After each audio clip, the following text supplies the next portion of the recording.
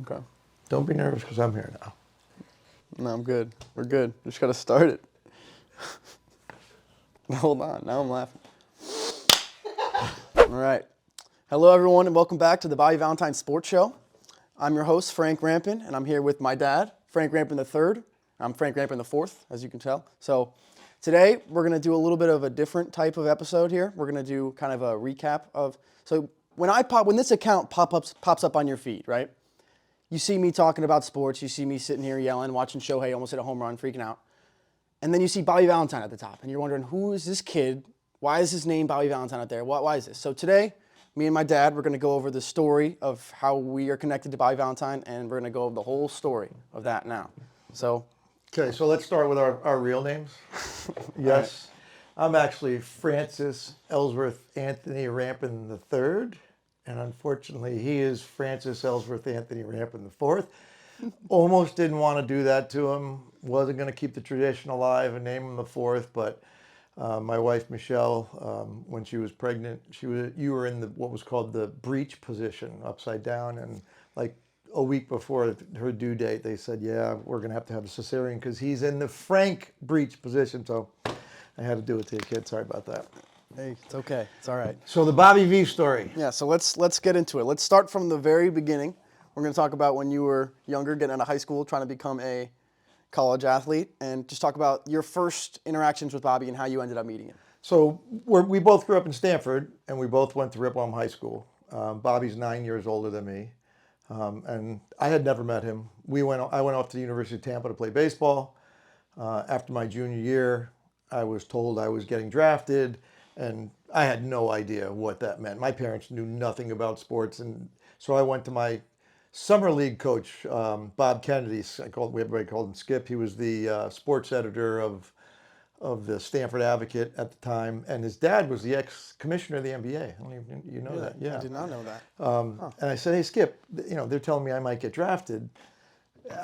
How's that happen? You know how that happens? He goes, go ask Bobby V. And I said, I don't know Bobby V. He's the legend of our town.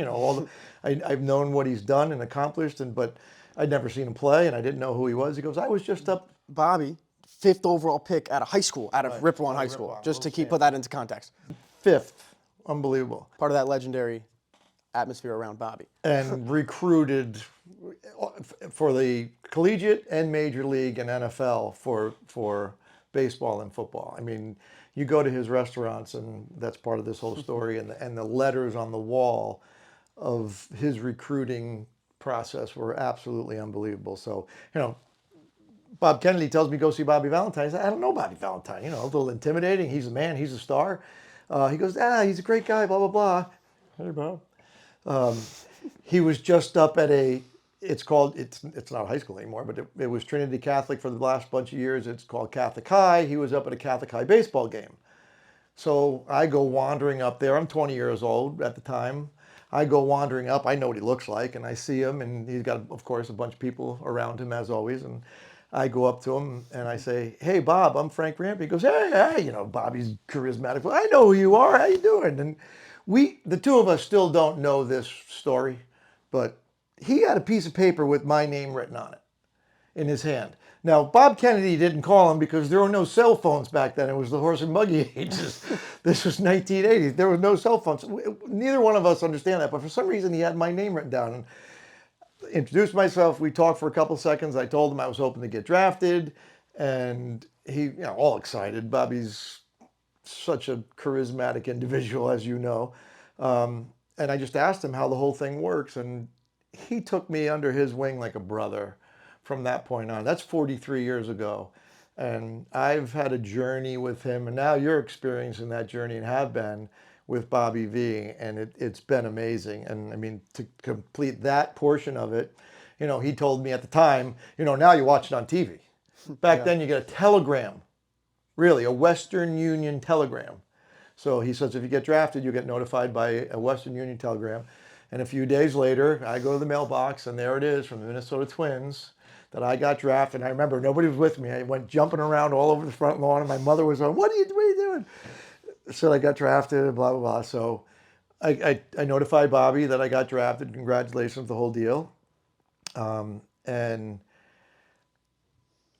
the big scout from the area, Herb Stein, came to our house to sign me. And he was actually the same person who signed Rod Carew. Oh, really? Yeah, which there's another little Rod Carew story there. I'll get to that. But so he comes to my house. It's me and my mom. I think my sister was there, and Bobby and her were sitting there, and we're talking about the whole thing. And I got drafted in the 30th round. There's not a lot of money at that late round, and there wasn't as much money in baseball There's back not then. even a 30th round anymore. Yeah, and It's not even a thing right. anymore. There was only 20 this year, and Yeah. a couple of years ago, there were only 6 or something. I think there's like 10. So this was funny. They offered me a $2,500 signing bonus. And I'm sitting over there, my mom's over there, and Bobby's sitting right here going like this, waving for me to ask for 5, which I did. And they gave it to me, actually. So I have to make a great. decision at this point whether That's I'm gonna sign professionally to go play for the Minnesota Twins or go back for my senior year of college. So Bobby and I take a long walk down Kmore Street, and we're talking about the pros and cons of the whole situation. He's given me every bit of insight that he has from his life's experience, and which was unbelievable. And we go back home, and I signed and became a Minnesota Twin that day. And then that night, Bobby invites me and my family down to Bobby Valentine Sports Gallery Cafe, which I end up working, which is more part of the story. Legendary sports bar in Stamford, which had just opened a few months earlier. And we go down there, the place is packed, and he gets on the microphone, "Hey, I want to tell everybody, local guy, Frank Rampin, gets drafted by the Minnesota Twins," and champagne and everything, and picked up our tab, and it was just an amazing night, an amazing memory. But Bobby V was all over that thing, and that's where it all began. Actually, the draft was July 6th, so almost a couple of weeks away from 43 years. Wow, that's crazy. Pretty cool story there with Bobby. That's really the first real Bobby story that you have, him being there the whole time for that. That's really cool. Yeah. So then you get drafted. You play for the Minnesota Twins in the minor leagues for how many years? 4. 4 years. And then after that, you stay down in Florida for a couple years and then end up coming back here and reconnect with Bobby. Yeah, but the connection happens before. So while I'm playing, I'm taking classes at Sacred Heart because I didn't graduate. So I'm taking classes and trying to make some money. I look in the newspaper in the Stamford Advocate, and I see an ad for a bartender wanted at Bobby Valentine's. So I call up, and Bobby answers the phone, which is kind of unusual. And, "Hey, Bobby, it's Frank Rampin." "Hey, Bob." We had stayed in touch through my playing days. I think we actually hit a couple times in the off season. And, "How you doing, blah, blah, blah." And he said, "Hey, I see you got an ad in the paper for a bartender." He goes, "Yeah, you know how to bartend?" I said, "No." He said, "Come on down." So I go down to the place, it's packed. And he and I sat there behind the bar, leaned against the bar, against the beer cooler at the end of the bar, and he was talking to me about stuff and showing me some ins and outs. And the next night I'm bartending at Bobby V's, this hopping place, which I ended up running when, like you said, when my career ended. I stayed down in Florida for a couple of years, living with my buddy Lou. Well, before the career ended thing, you got to tie the bow around the Rod Carew story. You got to finish that. Okay. All right. So I told you Herb Stein, who signed me, also signed legendary Hall of Famer Rod Carew. I go to Elizabeth in Tennessee in the Appalachian League, which ironically, that's the league Zach was playing in this summer. It was summer college league, no longer a minor league. Yep. Still affiliated with MLB though. Yes.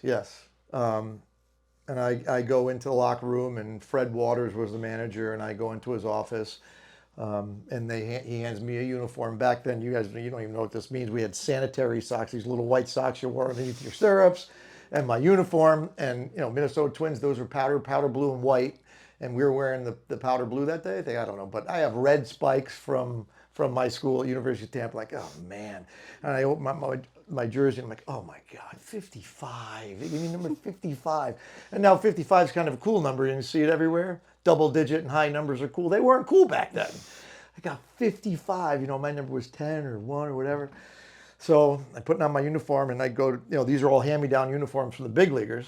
So I go to put on my pants, and they were the strap that came over to the side and buttoned over there. and sewn on the inside of the strap was whose uniform it was, and it was Rod Carew's pants. So I'm wearing number 55, but I'm wearing Rod Carew's pants. So at least you had that. You had number 55 on, but you had a Hall of Famer 3,000 hit man pants you were wearing. So I guess that's pretty cool. I didn't add to his hit list enough. It did make me a better hitter, but it was pretty cool. It was very cool.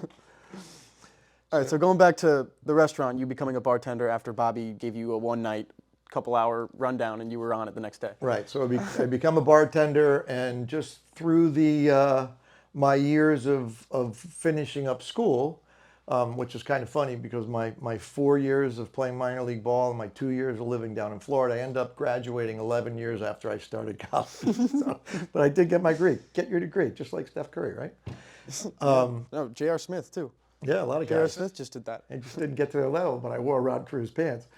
So along the way of me bartending, as you know, I'm passionate about anything I do. I wasn't half-assing anything. I really got into it. I was good at what I was doing, and they realized it, and they started offering me managing shifts. So the next thing you know, I'm managing Bobby V's restaurant. And I'm like, oh my God, how did this happen? I thought I was going to be a famous Major League Baseball player. And my goal in life was to be a Major League Baseball player. Now I'm a restaurant manager, which I was passionate about it. I never got burned. It was wonderful. There were so many great things that happened. But yeah, I ran Bobby's restaurants for 20 years. So from what are the years? What's the time span from there? When did you start? When was that? I don't know the exact start date. It was probably 82 or 3 that I started bartending. And then I left and came back in 86. And 86 is when I really started managing every day until we went off to Japan, which is the next phase of the story. Mm-hmm. And one of my greatest achievements in working in the restaurant for all those years is I hired Michelle Lupinacci and married her. That's for you, honey.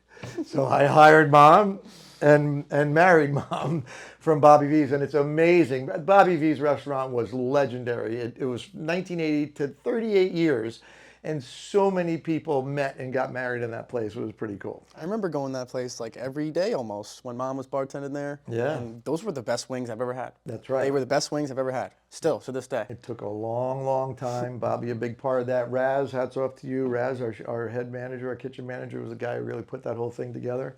And good story to throw in here. If you ask, can I use my phone here? Yeah, what do you got? Hey Siri, who invented the wrap?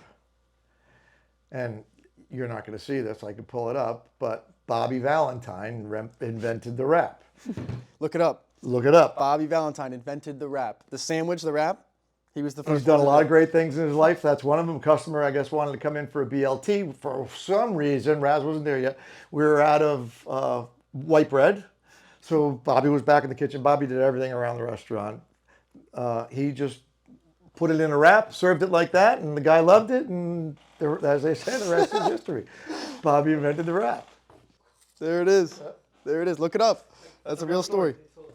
Yeah. That's a real story. Bobby V invented the wrap.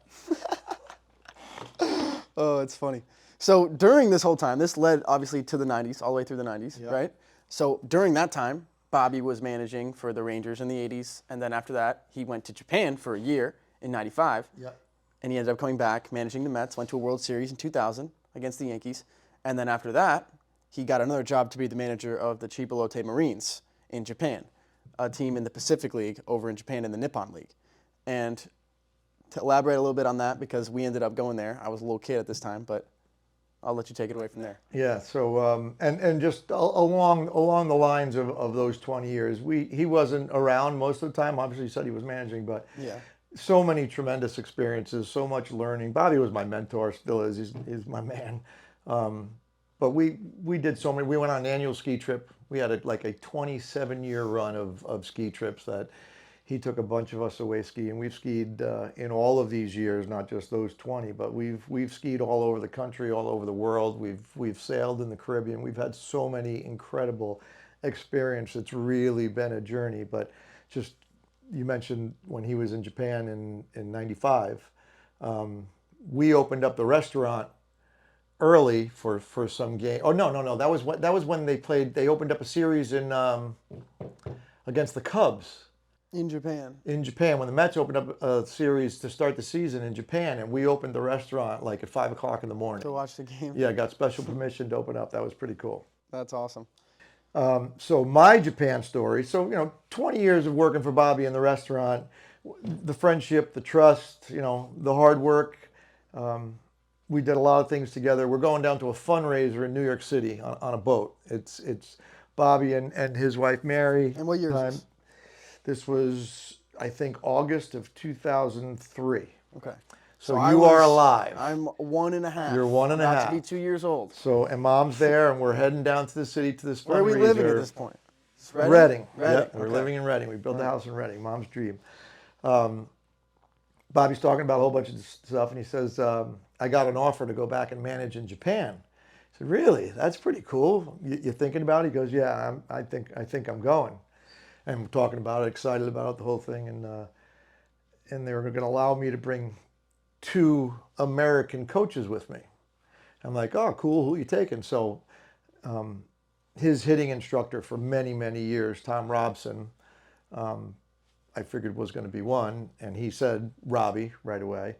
And then the other person I thought he was going to say was his nephew Anthony, who also worked in the restaurant. Great dude, love Anthony. Hated the restaurant business, but was tremendous at it, even though he hated it, which takes a good man to not like something, but still bust his butt to be good at it. But he had just gotten out of the Mets organization as a minor league player. And Bobby goes, thinking about taking you. And Michelle and I look at each other. So Mom's pregnant with Zach. So it's August. Zach was born in March. So she's pregnant with Zach. We just built our house in Reading. You're a year and a half. And we looked at each other. Me? And I've never coached baseball yet. I had a career. Baseball was my passion. I knew a whole lot about it. I worked at a sports bar and baseball was all around, but I had never coached a game in my life. So Michelle and I are looking at each other. We're not going to Japan. Is it? Went to Japan. So we thought about it long and hard, talked to a lot of people about it. And actually, one of the most influential people in me making my decision was Keith McGrath, a teammate of mine at the University of Tampa. I think he was down in September for the Bobby V's annual golf tournament. And we were talking about a lot of my friends. And he just made some comments. I was the captain of the University of Tampa team when he was there. And he made some very complimentary comments about me as his captain and the effect that I had on him and the rest of the team. And why wouldn't I want to go do that at that level? And that's kind of what pushed me over the top to do it. And so we decided, and this was unbelievable. In January of 2004, end of January, I'm off to Japan. Now, you just turned 2.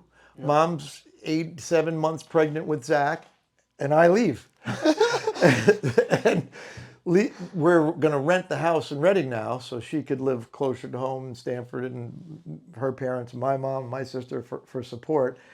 And her and her family and all our friends are moving us out, and I'm off to Japan to coach Major League Baseball in Japan. First time coaching in my life. At any level. Not speaking a lick of Japanese. But, and there's a good story behind that, in my opinion. Bobby knew I hadn't coached, but I played baseball. I obviously knew baseball, but what I learned in my 6 years in also, Japan. at this point, in 2004, did Bobby know decent Japanese? He knew some. Because he'd been there for 95. He knew some, but he studied really, really hard leading into it, and I did too. Yeah. But I took the short bus to school, so I didn't learn it as fast as he did. He had a clue going in. I didn't have much of a clue going in. All right, sorry. So what were you saying? What you learned throughout your 6 years? When we got there, like Bobby's taking me. I've never coached. I don't speak Japanese. But he knew my work ethic. We were best of friends. And he knew I was loyal to him, which I was and still am. And when you're building an organization, whether it's a baseball team or a business, you need your loyal people working for you. And I saw it in our 6 years over there. I saw it when there were some other people who weren't as loyal to him, that it gets a little muddy. You know, you don't know who's talking about you and who's saying what about decisions that you're making. You know, you need your loyal guys. Obviously, you can have your opinion and have your thoughts and share them, but you know, you need that trust, and that's pretty much what got me to go to Japan and to leave you guys behind. Well, not completely, because I have a lot of good memories from when I was a little kid in Japan. Yeah. Going to games every single day, being in the family section up under the press boxes down there. That was fun. It was a tremendous time for us, for our family. So the chronology of this, Mom has Zach on March 3rd. March 4th, dude. March Whoa. 4th. Wow, sorry, Zach. I know it's March 4th. Whoa, we're keeping it It's in. it's the only birth date. There's a credit to Tom Kelly. It's the only birthday that says something. March 4th. And you forgot it. I didn't forget it. We have the same birthday day. I'm supposed It's so to easy. be flying home because it's a scheduled cesarean. He was supposed to be born on March 17th, which would have kind of been appropriate. St. Patrick's Day. Which is cousin Max's birthday. So I missed the birth of him. Unfortunately, got home a couple days later. There was a big party in the hospital. And I named him, And by you the named way. him. Mom and I were hemming and hawing over Zach's name. And Frankie said, yeah, this is my brother Zach. And that was it. We named him Zach. Yep. So 2 months after Zach was born, the three of you, and I don't know who came on the first journey, came to Japan, a 12-hour journey with a 2-year-old and a 2-month-old. So hats off to Michelle again and you guys. But yeah, life in Japan for us was tremendous. There were so little distractions from regular life. It was baseball and us.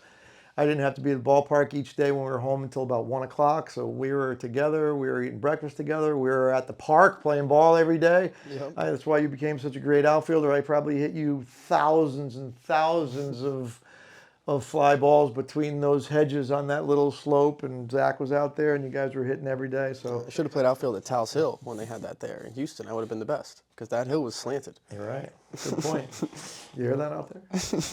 I can't play for the Astros. No chance. Kidding me? No way.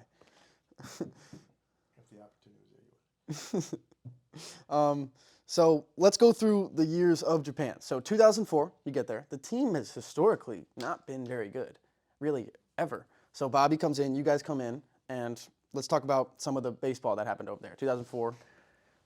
So the first thing that happens is, I just got to tell the story. It's part of the story. You want me to keep talking, right? Yeah, that's what we want. we arrive in we're the Chiba Lotte Marines. We're in a small, very nice area called Chiba, a small little town called Makahari, right on the Tokyo Bay on the other side of Tokyo. You can see Tokyo from where we're at. You can see Mount Fuji across the bay. Well, here's the story. Yeah. On my first day in Japan, Bobby goes, let's go work out at the Gold's Gym. And there's two 30-story buildings in Makahari. Everything else is, much lower than that. But we go up to the 30th floor. I don't even remember the big building. Yeah, there's two identical buildings. And we go to the Gold's Gym and we work out. And gyms in Japan are very different, but the after, you always got to take a steam or a hot tub and a cold plunge, really cool. And there's always a relaxation area. They're big into relaxation. So on my first day, we are sitting after the jacuzzi and the cold plunge, just sitting there looking out over this panoramic view, all windows on the 30th floor. And the sun sets and you see a silhouette of Mount Fuji, snow-covered Mount Fuji. Wow. Which was unbelievable. And in my 6 years, I talked to so many people that they never saw that exact view, that vision that I saw, which was incredible. Wow. That is awesome. That is Very awesome. cool. But I do remember all the parks and how everything was always so neat. Everything, there was nothing anywhere. Clean, yet no garbage cans anywhere. Yeah, that's true. People are so respectful. They pick up their garbage, they take it home, they throw it away. Amazing culture. They are so polite to one another, each other's space. Not a lot of loudness going on, except when Bartuli and Lou are over there. They broke the barrier. It's pretty funny. So 2004, so we go off to spring training in Kagoshima, and it's cold. There's fire pits out on the field every day. It's kind of crazy. And the first week in Kagoshima, I get the flu. Oof. And I'm in the hospital with the flu. And thank God for Koji, our interpreter, Bobby's friend. Yeah, I had the flu and I'm in the hospital. I don't speak a word of Japanese. Obviously Koji can't be there the whole time. I'm in this little bed. they're feeding me food that I have no idea what it was. That was pretty weird. If it wasn't for Koji those first couple of years, I don't know if I would have made it. Koji was the best. So the first year, Bobby comes in not to completely change things, not to Americanize baseball, but he comes in with a plan and everybody's on board. He's the man. Was just in a World Series with the Mets against the Yankees and world renowned. He was there before. The fans loved him there. And we just start putting together his plan to bring a team together and work towards the goal of winning a championship. And it's a very, very different mentality. And again, not trying to Americanize the game, but the Japanese train a little bit differently. You should know, you and your brother played Little League over there. Yeah, I used to practice every day for 6 hours straight for every Saturday and Sunday. Yeah, every Saturday and Sunday. With- I was 6, 7 years old. And Zach was 2 years younger than you. Yeah, so that was a lot. That was March way 4th. different. And I think it was 2 teams that practiced together. And there were 30 coaches all in uniform from head to toe. And your practices were run just like our spring trainings were run, which was crazy. I think Bobby brought in a little bit of a lighter mentality of having a little bit more fun. I thought, I don't know if you want all this information. Just want to know why you're doing Bobby V stories. It's because of that all. But Keep going. at the end of every game in Japan, the team gathers in the dugout, and the coaches, led by the manager, stand usually on the top step, and there's a post-game conversation. And I remember standing next to Bobby and watching the players' eyes and noticing that it seemed to me that they didn't really care. We were losing a lot. There's a losing tradition, and we were losing a lot. They were paying attention. They were making eye contact. But I didn't see a lot of emotion in their eyes. And then I kind of found out that they treat their profession a little bit more like a job, that it's almost like there's a checklist. I always used to say that they need to go to the ballpark every day and check all the boxes of things that they need to do. They need to get their massage and their stretch and their lift and their nutrition and study the opposing pitcher or hitters if you're a pitcher, and a whole bunch of things, and take X amount of ground balls or fly balls and get your swings and do your bunts and do all those things. And then there's a game. And if you won the game, great. But, as long as you did all your things, you're doing your work, it seemed like everything was okay, which was kind of weird. It was a weird vibe for me to see it. So then we got hot. We started to win. Still 2004. Still 2004. We started to win. And I don't know what the winning streak was. Bobby probably remembers. But then we started to lose a little bit again. And when we started to lose again, and I stood behind Bobby and watched their eyes, totally different look. They got a taste of it. Yeah, you could tell they liked winning. They were into it.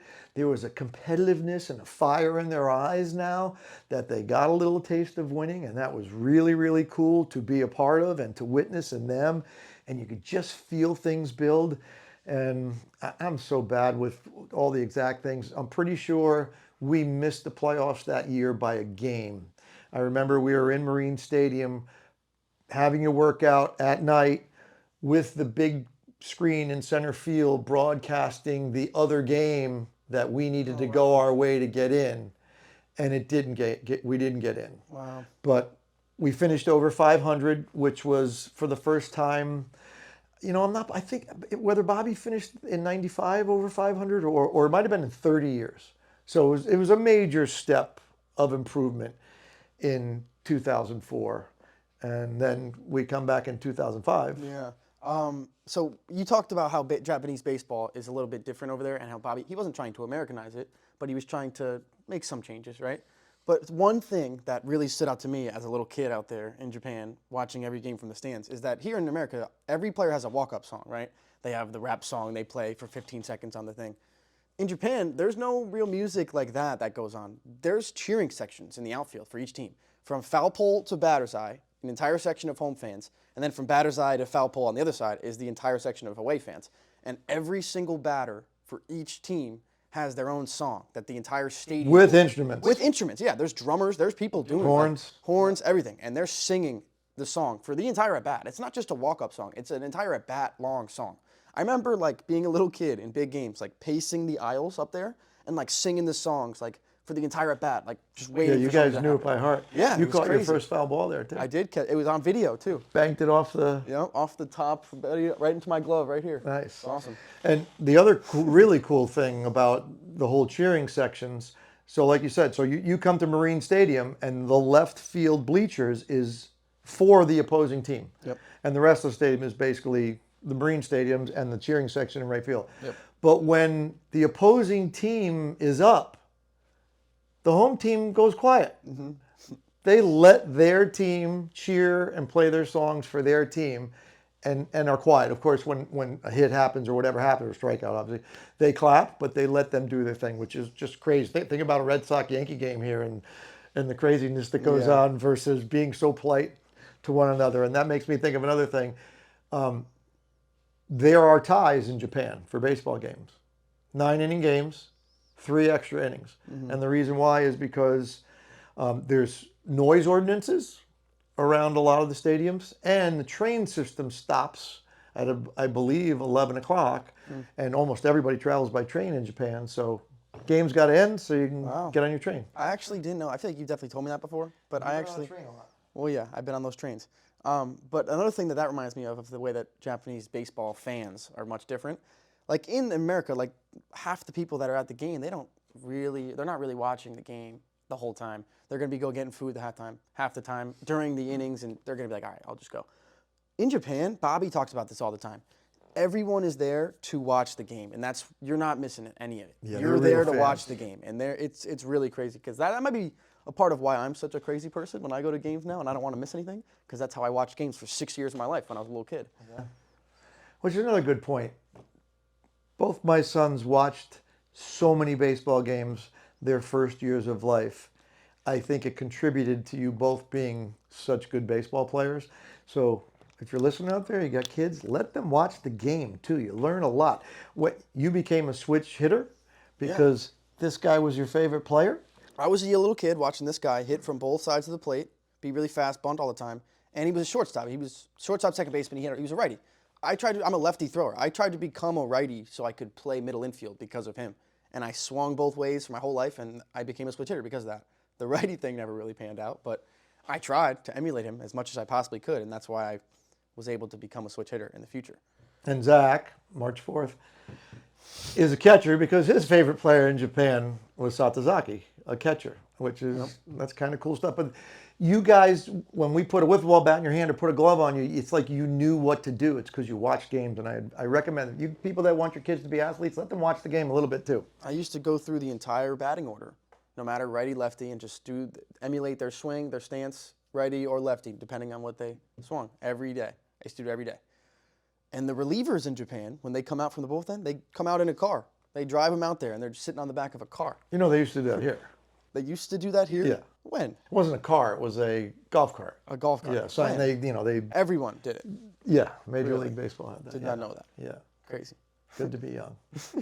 All right, so let's go to 2005, the magical year. year. The magical main year of Japan. Yeah. And you can talk about that. So, I mean, when people ask me about Japan, I talk about it was so great for our family and all the family time and to be back in baseball. And I talk about this, I played pro ball. Baseball was my life. I thought I knew a lot about baseball. And then when I spent those 6 years in Japan learning what I learned from Bobby and Robbie and some of the other guys, it was just absolutely unbelievable. And traveling around Japan with Bobby, who was as popular as Elvis Presley, which was pretty cool. But we won a championship, man. We won. I know it's not MLB, but it's the MLB of Japan. And I would by say the way, that- there's a few pretty good players. Otani guy, it's a pretty good league. I would say that like the Nippon League in Japan is probably the second highest level of professional baseball behind the MLB in the world. It is. Arguably, like what other league is? I think that's the second best one. I think you're right. Yeah, it's got to be. And to win, and it was amazing. That season was just incredible. We were playing so well. The team was together. Bobby was making so many great decisions. But more than that, he just brought all these young guys together. And so you want to talk about these things in front of me? Right here. So, this is a collection of things from that year. This is what they do a lot over there. They get these oversized balls for signing. So this is signed by the championship team, and we won 4 championships that year. And it says it on our championship ring, which is pretty cool to have one of these big rings to wear. Not that I ever wear it, but we won the Nippon League, which is the Japanese league. Our minor league team won the championship. We won the interleague championship that year, and then there was an Asian championship later on after at the Tokyo Dome, and we won the Asian championship. So it was a pretty magical year. Pretty cool. And we got these. And for the first time ever I was the infield coach that year, and for the first time ever in Japanese baseball history, all 4 infielders on one team won the Gold Gloves, which, I was proud to be a part of it. These guys. You got the gloves right here. This is our third baseman, MIA, which his nickname was Gory, and this was Frankie's guy who became a shortstop, Nishioka. Why he switched hit. This was Kosaka, our shortstop, who eventually moved on to the Tokyo Giants, Yomiuri Giants, and Fukura, our first baseman. All won Gold Gloves that year, which was just amazing, and so many great years. And these 2 guys were really, really young. Bobby had just pulled them up from the minor leagues, and they just rose to the occasion. And I'm pretty sure Gory was the MVP of the Nippon series and got a car for it.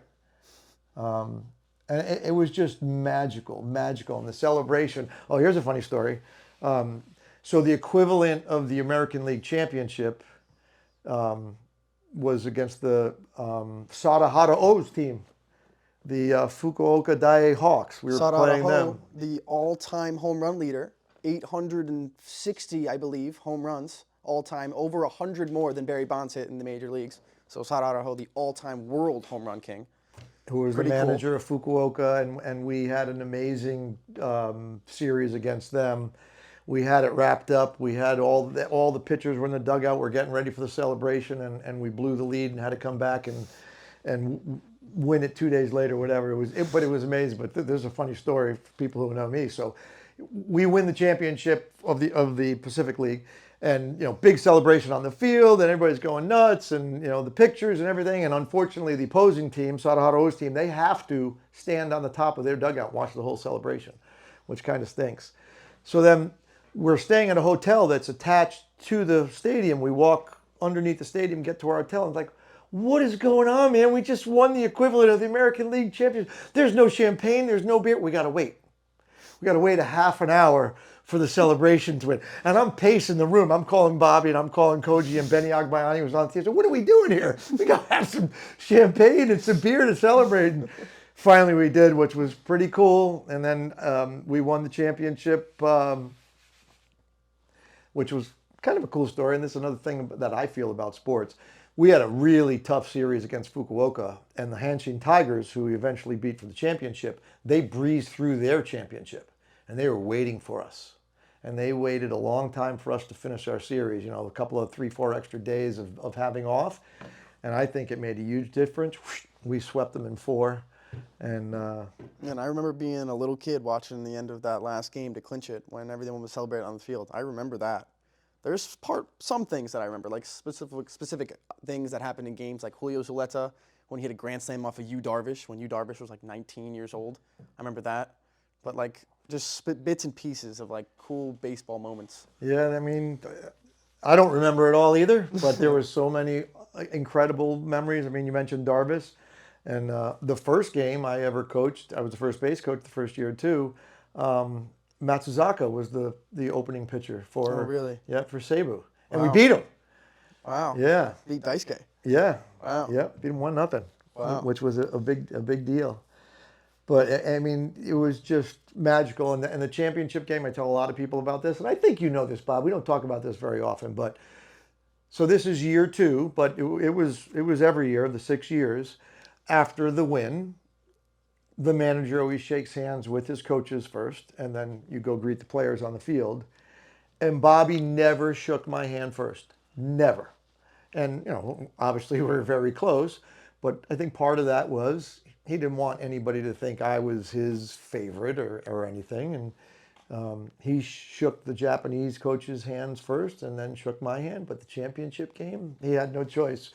When the last out was made, we just embraced and hugged. So that was the only game he shook my hand first or hugged me. But it was the right one. Pretty funny story there. Yeah. Oh, Bobby. And Bobby was so admired, like I mentioned, Elvis. It was amazing. I mean, and so again, never having coached, but to be by Bobby and Tom Robson. I mean, Tom Robson was one of the best people I've ever met. He was such a great hitting instructor, such a great coach, and taught me so much about it. And just being around those guys every day and learning and just becoming a coach. And amazing thing for me was we'd be sitting watching a game and Bobby would point something out in the game and I'm like, damn, I didn't see that. Like he'd talk about somebody's swing and I'm like, I didn't see that. And it's like he has a slow motion camera. And I'd often go back into the camera room or the video room after the game to see what he saw, and I would see it when I put it in slow motion. And eventually, the more games you watch and the more experience you have, the things start to slow down for you and you see it. And Bobby's camera has such a level of slow motion, it's incredible. Still, to this day, every time we'd watch Mike Moustakas hit, he would say the same thing about his load, and it'd take me 3 or 4 swings. Which is Robbie's nephew. Yeah, I know. I met him. Yeah. Talked about that last week. This ring's a little tight. So I can keep telling you a whole bunch of stories about the different years, but I mean, you and Zach, growing up, you were there for 6 years for most of the year. You would come a little bit later than me. The traditional Jersey Shore trip with Mom's family was kept intact, so you guys would leave for a month or so, which was a tough trip back and forth. But you guys called Bobby Uncle Bob. Yeah, Uncle Bob was, I'd grown up, remember just like going into the clubhouse, just walking around, like asking all the players, like sign kudasai, asking for autographs from all the players, like being in the clubhouse with Bobby, Uncle Bob. It was unbelievable. It's like when I went out to Anaheim right now. It's like the same thing over, but now I'm older and it's like, this is what I used to do every single day when I was a little kid in Japan with Uncle Bob. It's pretty cool to do now, pretty cool to think about. It was a pretty awesome experience. Yeah, Bobby is so gracious and good to people, and just twice, you were part of it, you were there. Bartuli and Ricky Espo were there, going to games. Lucas, Bobby treats people to come to the games and gets them on the field. A customer of mine that I do lessons, Mickey Dossimo and his son Jake and his wife were there a couple weeks at Anaheim. Bobby gets them tickets, gets them out on the field. Bobby treats people in his world very nicely, and we had the opportunity, and I've had that journey for 43 years to be a part of that. And Japan was just a part of it, but here you are doing your show. Yep. Just doing it live on the field last year, which was pretty cool. Last week, which was pretty cool. Yep, that was awesome. So I guess we'll finish this up with one more question about, so Japan lasted until 2009, and that ended, obviously, but we won't really get into the details of that. And then after that, you really came in, and PBSA, the academy, started it was already up and going, but that's when it really became what it led to. Well, so in 2006, our third year in Japan, Mitch Hoffman, Stanford guy, and his dad, Bert, had an idea that they wanted to do a baseball softball facility in Stanford. And very wisely of them, they approached Bobby to be a partner, and me, because they knew I ran his restaurant and knew I knew how to run a business, and I was a minority partner. Bobby was but that was Mitch's idea, and it was a great idea. And they put together a beautiful facility on Camp Avenue that when I came home, I helped out a little bit and did a few lessons. But in 2009, when we came home from Japan, I went back to work at the restaurant for a year, which was unbelievable to go from the restaurant to this and coaching baseball, which was my love for so long. But you know what? I didn't mind it at all. It was fun. But then Mitch, who was running the academy on a day-to-day basis, said, "Hey, why don't you come take over the academy?" So in 2010, I took over the academy and was doing lessons and running it from day to day. And then in I had decided a few years later we really needed to find a bigger space. I was looking all over for a long time. Finally, in 2016, found the place we are at today on Largo, over behind the Springdale Diner. The partnership was restructured. That's when Pablo came in, and Lucas's dad, and Bobby and I and Pablo started the place that we're at now. You spent a lot of time in those two buildings. Yeah, I grew up basically at the field in Japan, at the academy, at the restaurant. That's basically the 4 main places of mine. Yeah, And 3 places.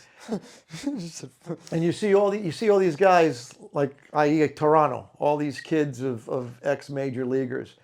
You definitely have an advantage when you grow up with somebody in baseball. You're around it all the time. I mentioned earlier watching it, but you guys are down on the field. You were throwing every day. You were running the bases. You were learning how to hit from watching it. Bobby was talking to you about hitting and throwing, and the players were playing with you. It's pretty... Yeah, taking BP on the field, taking ground balls, fly balls on the field. Yeah. It's awesome. Great time. So, I mean, that kind of wraps up the entire Bobby V story. Yeah, so it's been 43 years. You're in it now for 21.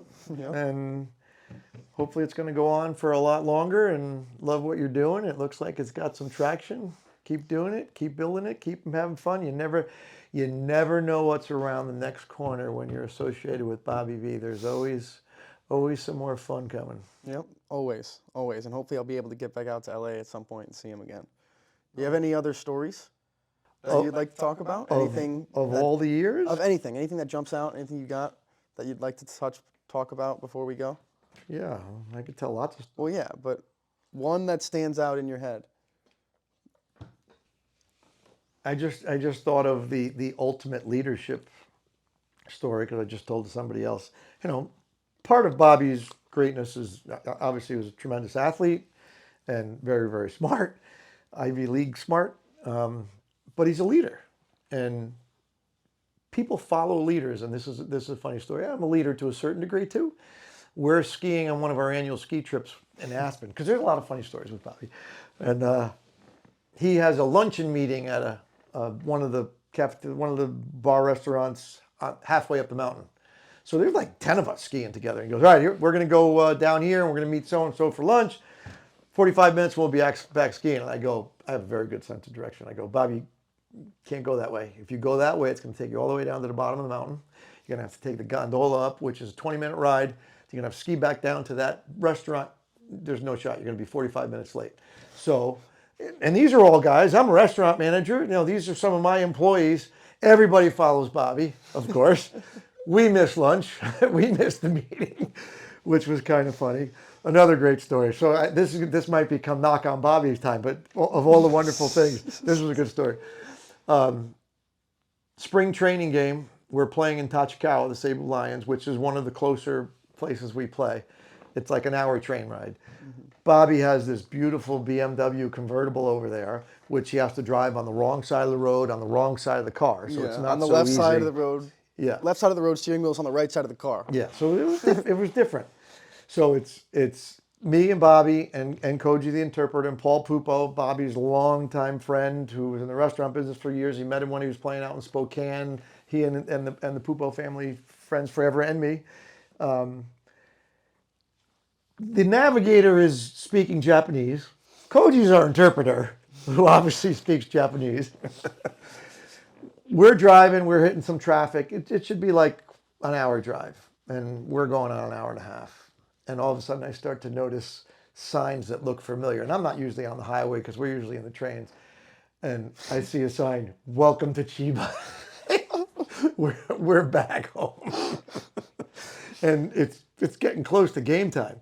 So Bobby has Koji call in the lineup to the bench coach at the time, Nishi, another Nishi, and Nishimura, not Nishioka.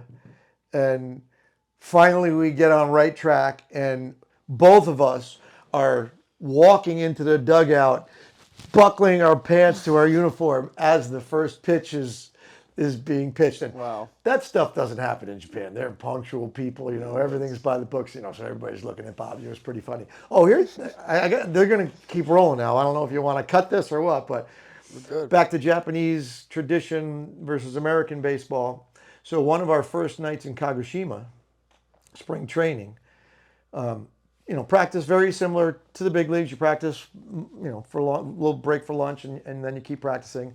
And then there's night practice, where a lot of the young players working on things specific about their game go to one of the indoor facilities and practice. And I think that was like from 7 to 9. So that's a long day. That is a long day. So we're back in Bobby's, and this is either night 1 or night 2 of spring training.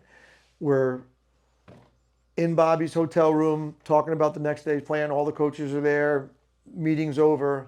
Everybody leaves. Hanging out with Bobby. He goes, all right, I got a job for you. Now, again, I'm in Japan for a week now. I don't speak any Japanese. He goes, there are players training somewhere in this building right now, in the hotel. I said, what? He goes, there's guys hitting or doing towel drill. There's people working out right now. Go find them. So, you don't say no. Okay. So I go wandering through the hotel, service elevators, and nobody's challenging me. I know there's Japanese employees of the hotel looking at me like, what is he doing here? But they're not going to tell me, hey, what are you doing here? Get out of here. They don't know I'm a coach. I'm just wandering around in street clothes. And outside the back and the front, I'm all over. And finally, I hear the sound of a bat hitting a ball, and I follow it, and I open up this door to a room like probably this big. 12 by 12, 15 by 15, and there's 10 dudes in there, 10 players in there. Some are hitting, some are doing towel drills. Yeah. What? Yeah, it's just, and he was right. They don't stop working, and I do think Bobby takes credit for the towel drill. In '95, the guys came to the team. The Chiba Lotte Marines were doing spring training in America. He brought them to America, to Arizona, to do spring training. Really? Yeah. And they were at a hotel, and I think somebody came and said to Bobby, hey, Bobby, all your players are outside around the pool doing stuff. So he goes down there, they're still trying to train. And I think on that night, the towel drill might have been invented, that he was teaching them how to do the towel drill for all the pitchers. So you think Bobby invented the towel drill? I think so. I think that's the case. The wrap, the towel drill. What else is Bobby not done? There's a lot of things he invented at the restaurant. If you ever go into the old restaurant, anywhere there was a leak, there was a funnel and a tube. Oh, he was talking about that when I was out there. Did he tell you they invented and patented a product for that now? No. Yeah. I mean, we used to rig him. He claims he invented that too. All right, so endless Bobby V stories. Can I Can tell one always more? have it. One more. Yeah, Endless Bobby V stories. Let's go. No, I got to tell 2 more. 2 more. How long are we going right now? You said, what time did you say? 3:30. Yeah, but what time? How long have we gone on for though? Like ballad, 10. All right, we're good. There's two more stories and we're gone. We're going. So Bobby is a Renaissance man, do it all, not afraid to take on any challenge. He's an international ballroom dancer. He was the mascot at our high school when he wasn't playing all the sports that he played and all the records that he was breaking, blah, blah, blah. So anything that we did in the restaurant, instead of calling something, his dad was the most amazing. Joe Valentine was the most amazing woodworker, cabinet. He did anything. He worked, do anything like Grandpa. And Bobby wasn't that good. But anything that we want to do in the restaurant, we're going to do ourselves. So we had bought the deli right next door to our restaurant. Do you remember that? No. I don't remember what year it was. Yeah, you weren't born yet. So there was a deli Remember that. deli right next door that we were going to take over the deli. And we had a plan, I think, for next week, that we had contractors that were going to come in. We're going to put a hole in the wall to have a walkway so we could use our kitchen of the restaurant and use the deli stuff, whatever. So I think it's Friday night, because I work mostly Friday nights then, in the restaurant. Restaurant's packed. All of a sudden I hear this unbelievable noise in the kitchen. And I go running back into the kitchen, because I don't know what's happening. And Bobby's standing where the door is going to go between the two establishments with a skill saw, which you don't use that. just going to start the whole opening in the wall. And 15 feet over there, we're cooking dinner for 100 people.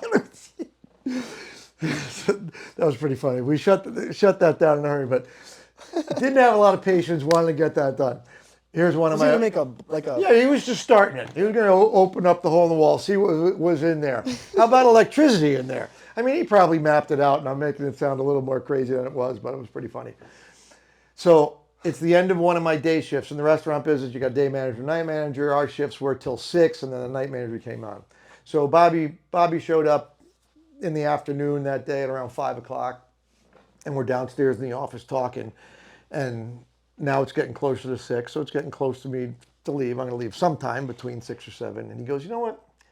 This floor of this office is bothering me. Let's redo the floor. I said, all right, let's do it. You know, the rest of the basement was kind of old building. All right, I'll run to Home Depot right now, and he means now. So I'm getting ready to go home. You know, I've been there for 9, 10 hours, whatever. And, you know, it's my boss. It's Bobby V. He wants to do a project. I'm not going to leave. So we start moving everything around in the office while he goes to run to Home Depot to get the floor and the glue and everything. And we got heavy desks and a lot of crap stuff accumulates in the restaurant office. He gets back. Everything's cleared out. We start ripping up the old floor, which was pretty much falling apart, and we're going to install these 8x8, 10x10 tiles that get glued down. And we're rolling along, and we're doing really well. And I don't know what time it is. It's late now, you know. And I called Mom, and I said, "Look, we're doing a Bobby project. I'll be home later." So finally, we're getting close, and I say, "All right, you got this. I'm going home." Yeah, and he's been telling me to go home the whole time. So I leave. I come back the next morning, and right outside the office door is one of his shoes. And I'm like, what the heck? And I go over, you know, to open the door to pick it up. His shoe was glued to the floor and stuck. So somehow he got his shoes glued to the floor. You know, he was working his way out, I guess, as he was tiling the floor on the way out. Somehow his shoes got glued to the floor, and he just left without his shoes. Both of them. There were 2 shoes. There were 2 shoes. Fun Bobby Z story. Oh, boy. So he just took the shoes off, went home, drove home without the shoes. There's a really funny fart story. One more. Want to do a second episode? We can do the second episode, sure. I mean, We can do a whole series. Yeah, we might have to do stories here. We might have to do clips. This could kickstart the Shorts channel right here. The Bobby V stories. all right, last one, I promise. All right. At the restaurant, in the office again. So just imagine this. The door to get into the office is right there. There's a desk right here, and I'm sitting behind it. And there's a desk butted up to it here, and he's behind that desk. So entrance door here, and just a small little office. And we're trying to fix something, and we're both on the phones trying to find a part to fix whatever it was that we're fixing. And you know, word's going to get out on this. I have gas. I'm a little colicky, and you know, when people fart, they kind of look for my approval because I'm the guy. So this is pretty funny. Bobby's got a little gas too. So he's leaning up against that desk, but facing that way on the phone. I'm here facing that way, the door, on the phone. And in walks a young, cute little waitress who's coming down to probably ask me a question about, you know, something that happened up on the floor. Bobby doesn't hear her, doesn't see her because he's facing the other way, and he lets a really, really quality fart go and turns around to me all excited because I'm the man, and he just performed in front of me. He turns around to look at me and goes, "Oh my God, get out of here, get up on the floor." That girl ran out of the office so fast. Oh, it was great. Sorry, Bob. I had to tell it. It's a great story, and you can't deny it. You can't deny it happened. funny. All right, no more That's stories. funny. Japan was absolutely wonderful. You spent your years there. Yeah, I And, got the Little League World Series shirt from 2012. I got when I was like a little kid. I got a huge one, so I could wear it now, and here it is. and that's why you're doing the show. Yeah. So that wraps up like the entire history of Bobby V and my family, the whole Japan, my dad, everything about it. So if you ever see me sitting on the camera and you see Bobby Valentine, look at this video, and that's why, all right? That's why we got this name, because Uncle Bob, he's Uncle Bob to me. More stories to come. Yeah, and more we're going to stories make to come. more. Keep rolling. All right, that's all we got. That's all we Anything you got to say? I need to take this ring off. All right. Peace out, guys.